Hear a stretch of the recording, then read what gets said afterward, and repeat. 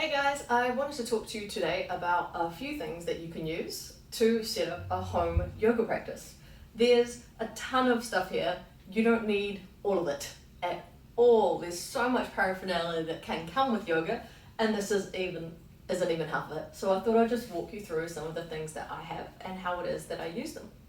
So first of all, we have our yoga mat.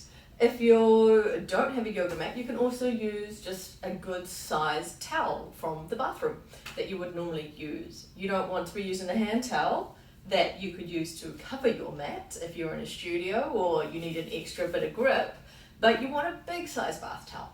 So use one of those. Over time, as my yoga has developed, my mat has changed with that as well. So I started out with like a 10-20 pound mat, and I've built up, and I now use a nice rubber non-grip mat that I really love. And I use this one specifically that I see as an investment for myself, as I get really hot. So I want something that I'm not going to slip and slide about on. That's not everybody's challenge, so it's not the mat for everybody. There's lots out there. So then we have, you may also do yoga with a cat. Don't recommend it, but sometimes that's just the way it is. Then often we'll find ourselves and we will have yoga blocks. And so these two pieces, they are very handy for if you're tight in the hip flexors. We want to be able to sit without having the knees up too high in comparison to that hip line. And so that's where the yoga bricks are very handy. So we can have those, and you may need quite a few. So just for right now, I've got 2. You may need 4, you may need 6. It depends on your body and how tight you are. So even just in a seated position here, it's quite handy. Hi, Biscuit. It's also very handy as well if you're in something like child's pose, which a lot of people think is very easy, but it can be really hard to bring the seat down towards the ankles, and placing the yoga bricks there, the yoga blocks there, can make it easier for people who are very tight to come down and have a little bit of relaxation without being tense.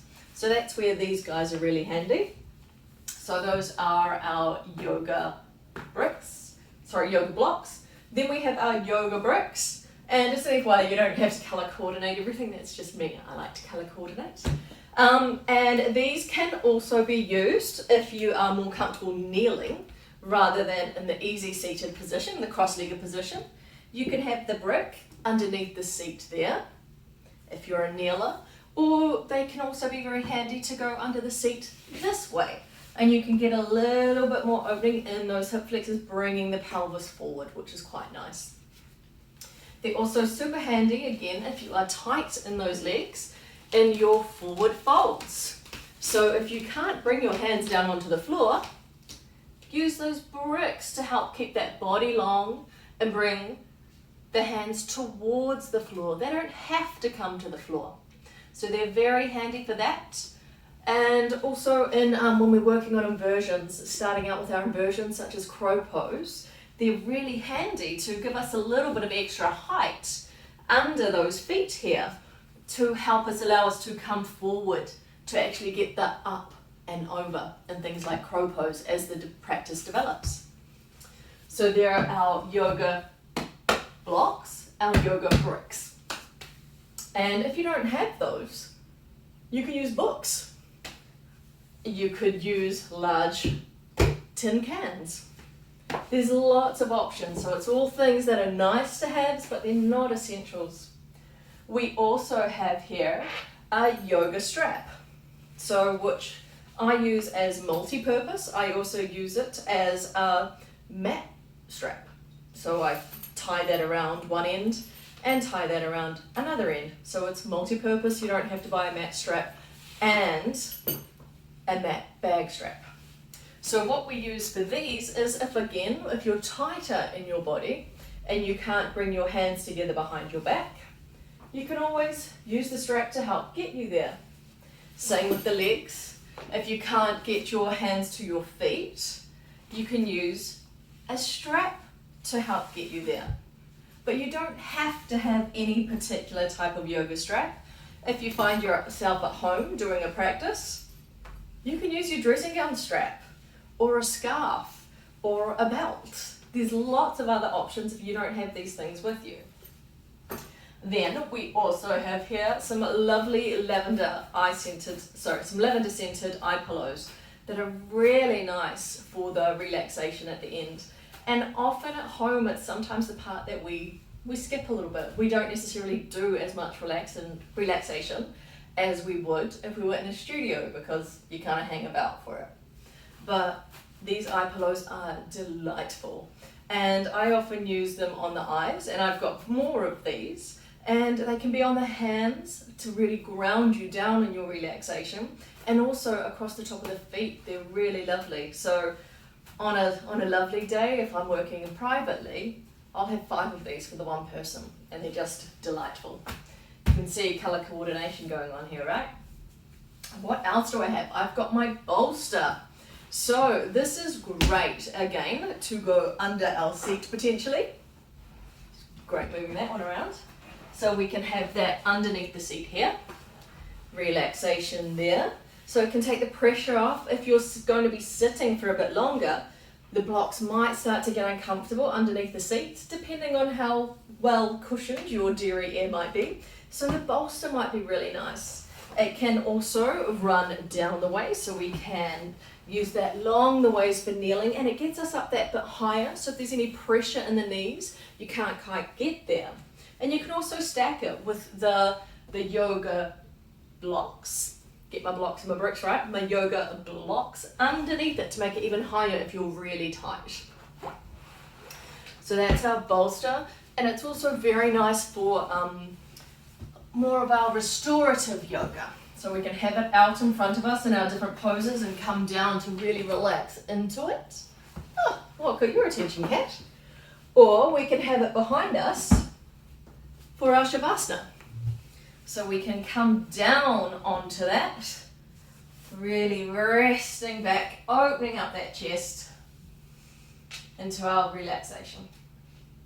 And if it's uncomfortable to bring the chest all the way back, once again, you can use the yoga blocks to prop up at the back of your bolster. So that's another option there, another bit of paraphernalia that you may want to invest in one day. I also really like my acupressure mat. So I have the Shakti mat. I got it for Christmas or birthday last year. They were in the same week, so I get confused what my presents are for. And if you haven't used it before, you can either stand on that, or you can have it under the back, under the neck. It is quite sharp. A lot of people warm up to wearing a t-shirt first before taking the t-shirt off. It is pretty uncomfortable for the first 5 minutes. Distract yourself, watch something, listen to something, because it is pretty amazing once you've got that release there, using those acupressure points with the Shakti mat. Other things that are lovely as well, just in terms of getting release in the body. I've got one of my spiky physio balls here, so they can be very nice when you've got really tense hands, even just to be rolling that around. Otherwise, wash your hands and your feet in between. It's great for underneath the feet as well. It helps to waken up those feet before you get into a lot of your standing practices. And then here I have an old tennis ball. I often fight for it with the cat, hence it's this colour. And it can be really great if you've got a niggle in somewhere, so you can pop that down the spine and just kind of release into that. I use an old flatter tennis ball rather than rolling, so I can use it down my IT band, which gets really tight if you do any walking or running, so we can roll down the IT band. So we would have that on our side. So I'm not a teacher of this specifically, but it's a great practice, and you can really find that spot, rub that. Or down the spine, as I was saying. Then I've got my different type of cushion here. This is my newer cushion. So this is again for a bit of meditation. So if we're sitting, I find that my posture can really go. I've got been working on my pelvic tilt, been leaning forward. So this helps me to really bring that line within the skull, the scapula, the sacrum. Sure, yeah, and finally, for me, it's pretty important, is some music. So I've got my wireless Bluetooth box, my phone, they connect with Bluetooth, and I use all sorts of different music. So for my personal practice, I can often go for some quite loud music when I'm feeling like really up, or I've got energy to burn, or there's something tense in my body and I want to work it out physically. If I want to settle into something, that's when I'll use some calmer, lower paced, what I call tinkly winkly music. So they're kind of the different styles. Yeah, so they're all the kind of different things that I have here as part of my yoga practice. The cat is often here. It's quite nice sometimes as a distraction from just, to bring you down into those beautiful, nice things that are around you. I don't recommend having a cat as part of your yoga practice though, but I recommend having some nice things as you need them. The only thing though, as I said, that is truly you'll kind of get going from day one is a mat, if you can invest in a mat. And that doesn't need to be a big investment. And what my students get when they join me is a mat, 2 of these bricks, and a strap. Those are the nice to haves. Work with whatever you need within that. And I hope you enjoy your yoga home practice. See you later.